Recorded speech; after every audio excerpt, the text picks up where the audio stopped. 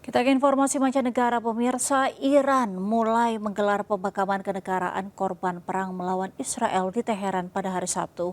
Di antara 60 korban tewas terdapat ilmuwan nuklir dan petinggi militer Iran. Masa berkumpul di lapangan Revolui di ibu kota Teheran Sabtu pagi waktu setempat. Masa berkumpul untuk menghormati para pahlawan yang meninggal akibat berperang selama 12 hari melawan Israel. Sebanyak 60 korban perang akan dimakamkan. Salah satu yang dimakamkan dalam upacara itu, Mayor Jenderal Muhammad Bagheri, orang nomor 2 dalam pasukan Garda Revolusi Islam Iran. Dalam perang 12 hari antara Israel dan Iran, setidaknya 672 warga Iran tewas. Sementara itu dikutip dari Roya News English, Presiden Iran Masoud Pezeshkian terlihat hadir membaur bersama massa dalam prosesi pemakaman. Prosesi Hari Berkabung Nasional ini dimulai dari lapangan Revolusi melintas kota Teheran sepanjang 11 km dan berakhir di Azadi Square.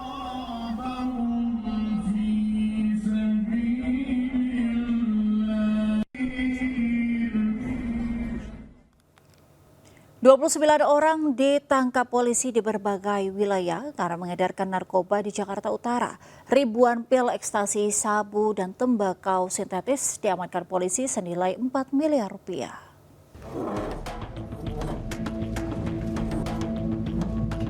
Ribuan pil ekstasi, sabu, dan tembakau sintetis ini diamankan polisi Polres Jakarta Utara. Alat bukti ini melengkapi 29 orang yang diamankan karena kepemilikan jenis narkoba. 5.067 butir pil ekstasi berhasil disita dari salah satu bandar narkoba yang dibekuk di kawasan Pasar Turi, Surabaya, Jawa Timur ini merupakan pengembangan kasus dari wilayah Jakarta Utara yang modusnya pengiriman melalui jasa ekspedisi kereta api Jakarta-Surabaya. Para tersangka pengedar, bandar, serta kurir narkoba dengan barang bukti narkoba sabu 954,19 gram dan tembakau sintetis golongan 1 sebanyak 6,98 gram. Dari total barang bukti tersebut sebesar 4 miliar 973 juta 933 ribu rupiah. Para tersangka terancam hukuman mati atau seumur hidup. Dari Jakarta, Sofyan Firdaus, iNews melaporkan.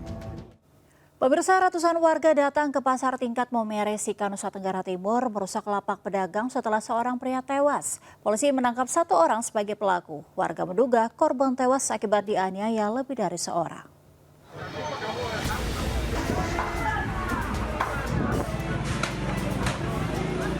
Ratusan massa menyerbu Pasar Tingkat Maumere dan mengobrak-abrik lapak dagangan seperti sepatu dan mainan anak-anak yang ada di pasar tradisional di tengah kota ini. Massa yang datang terlihat melampiaskan amarah setelah kematian seorang pria akibat dianiaya pelaku di Pasar Tingkat Maumere. Lokasi kejadian yang berjarak sekitar 100 meter dari Mapores Sika membuat aparat kepolisian Polres Sika turun mengamankan massa. Massa pun membubarkan diri usai melampiaskan kemarahan dan merusak barang dagangan. Ini tadi kita lari ke tempat ini,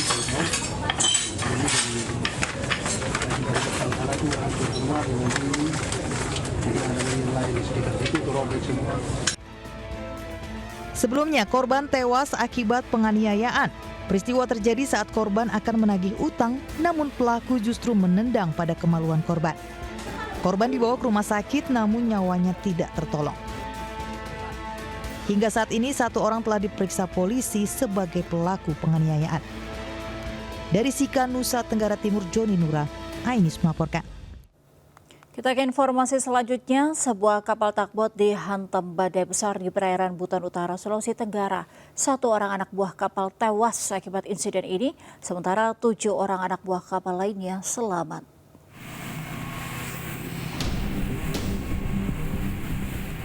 Dihantam gelombang tinggi di sekitar perairan Tanjung Goram, Desa Lantagi, Kabupaten Buton Utara. Sebuah kapal tugboat karam saat dini hari.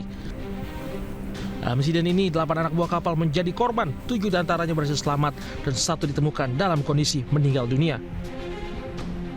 Saat itu kapal tugboat mereka sedang menarik tongkang dan melintas di perairan Buton Utara. Tiba-tiba dihantam badai. Gelombang tinggi menerjang kapal sehingga karam di tempat dangkal daerah Karang. Tanjung Korang. Tiba-tiba ada cuaca buruk, langsung kencang angin. Langsung terjadi share kita ke